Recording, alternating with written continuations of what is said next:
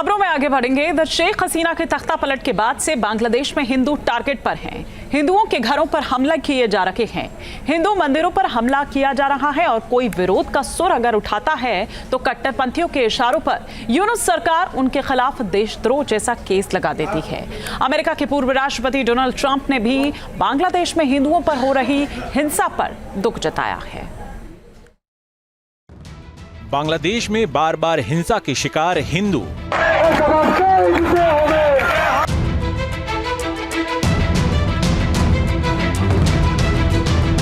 ढाका की सड़कों पर हो रहा है, अमेरिका तक सुनाई दे रही है बांग्लादेश में हिंदुओं के खिलाफ हिंसा की गूंज।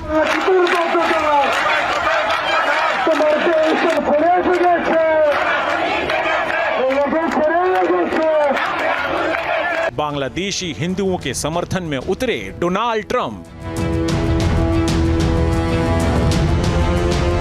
बांग्लादेश की इन तस्वीरों को दुनिया ने देखा था जब बांग्लादेश में शेख हसीना सरकार का तख्ता पलट हुआ था, लेकिन टारगेट पर थे हिंदू। बांग्लादेश में हिंदुओं के घरों को चुन चुनकर आग लगाई गई थी। ढाका में कट्टरपंथियों ने हिंदुओं के घरों को तोड़ा, घरों में घुसकर हिंदू महिलाओं पर अटैक, हिंदुओं के मंदिरों को ध्वस्त किया, मूर्तियां तोड़ी, हिंदुओं की आबादी वाले इलाके को चुन चुनकर हमला किया गया, हिंदुओं पर बर्बरता की गई।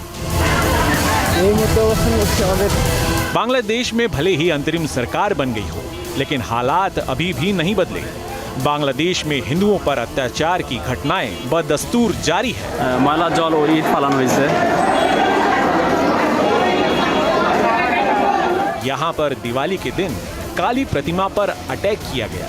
बांग्लादेश के कट्टरपंथियों ने उस वक्त काली प्रतिमा पर हमला किया जब हिंदू प्रतिमा को मंडप में ले जा रहे थे।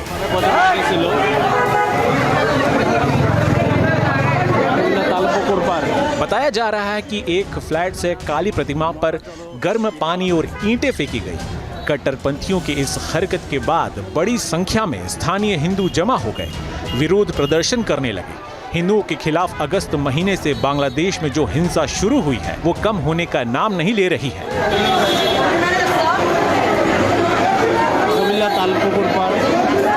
बांग्लादेश में 4 अगस्त से 20 अगस्त के बीच हिंसा की 2000 से अधिक घटनाएं हुई थी। बांग्लादेश में जिस तरीके से हिंदुओं को टारगेट किया जा रहा है, उनके घर और मंदिरों को निशाना बनाया जा रहा है, उसको लेकर भारत ही नहीं बल्कि अमेरिका के पूर्व राष्ट्रपति डोनाल्ड ट्रंप ने भी नाराजगी जताई है।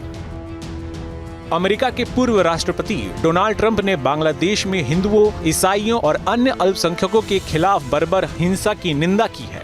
डोनाल्ड ट्रंप ने सोशल मीडिया पर बांग्लादेश में हिंदुओं पर हो रहे अत्याचार के बारे में लंबा चौड़ा बयान दिया है। ट्रंप ने कहा कि बांग्लादेश में जो हिंदुओं और अल्पसंख्यकों के साथ लूटपाट की जा रही है, जो अराजकता की स्थिति बनी हुई है, ऐसा मेरी निगरानी में कभी नहीं हुआ था।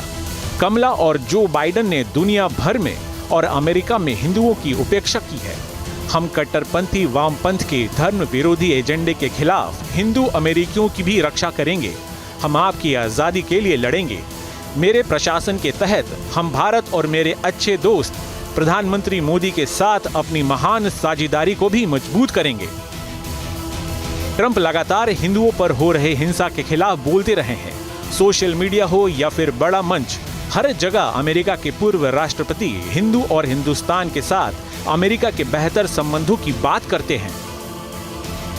अमेरिका के पूर्व राष्ट्रपति डोनाल्ड ट्रंप को भी पता है कि बांग्लादेश में क्या हो रहा है। हिंदुओं को टारगेट किया जा रहा है, लेकिन हिंदुओं की सुरक्षा को लेकर बांग्लादेश की यूनुस सरकार के कानों पर जू तक नहीं रेंग रही। पिछले 3 महीने से हालात ज्यों की त्यों हैं।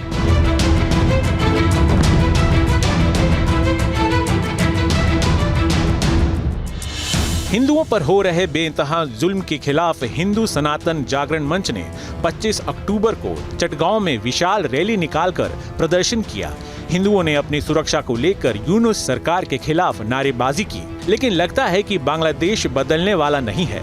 हिंदुओं के खिलाफ बढ़ती हिंसा के खिलाफ मुखर चिन्मय दास ब्रह्मचारी जी ने आवाज उठाई।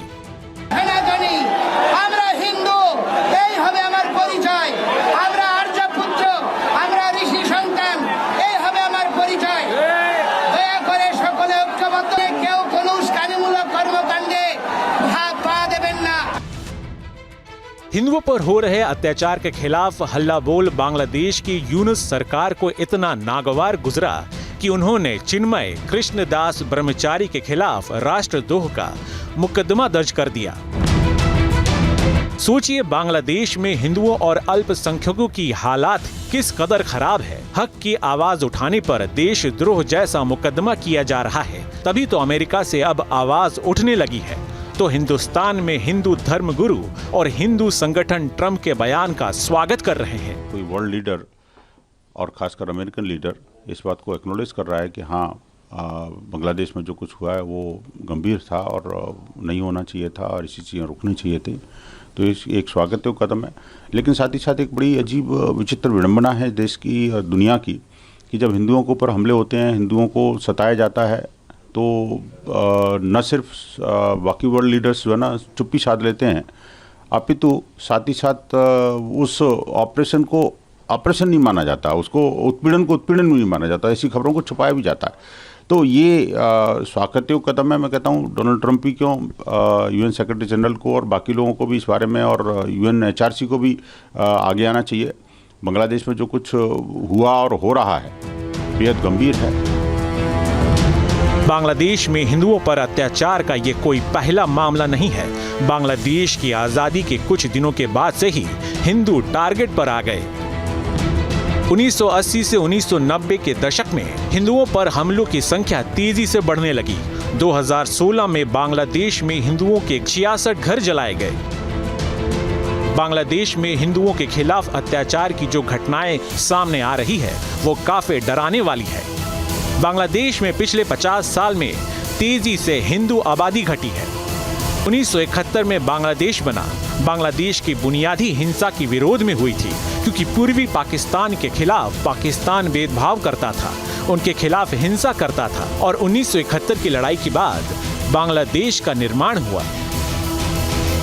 साल 1974 में बांग्लादेश में मुस्लिमों की आबादी 85.4% थी और हिंदू 13.5% थे। लेकिन 2011 की जनगणना के मुताबिक बांग्लादेश में मुस्लिमों की आबादी बढ़कर 91% हो गई, जबकि हिंदू की आबादी घटकर 8.5% हो गई। बांग्लादेश में जनगणना 2011 में हुई थी और आज 2024 है, मतलब कि 13 साल हो गए हैं। जिस तरीके से बांग्लादेश में हिंदुओं को टारगेट किया जा रहा है, उनकी मंदिर और घरों को तोड़ा जा रहा है, उससे हिंदुओं की आबादी और भी घटी होगी। एक रिपोर्ट के मुताबिक हर साल करीब 2.30 लाख हिंदू बांग्लादेश छोड़ रहे हैं। 2000 से 2010 के बीच बांग्लादेश में 10 लाख हिंदू कम हुए हैं। 2016 में बांग्लादेशी अर्थशास्त्री ने बड़ा दावा किया था, जिसमें कहा गया था कि 30 साल के बाद बांग्लादेश में कोई हिंदू नहीं बचेगा। रिपोर्ट के मुताबिक 2016 में रोज 600 हिंदू बांग्लादेश छोड़ रहे थे। जाहिर है बांग्लादेश में हिंदुओं की स्थिति बद से बद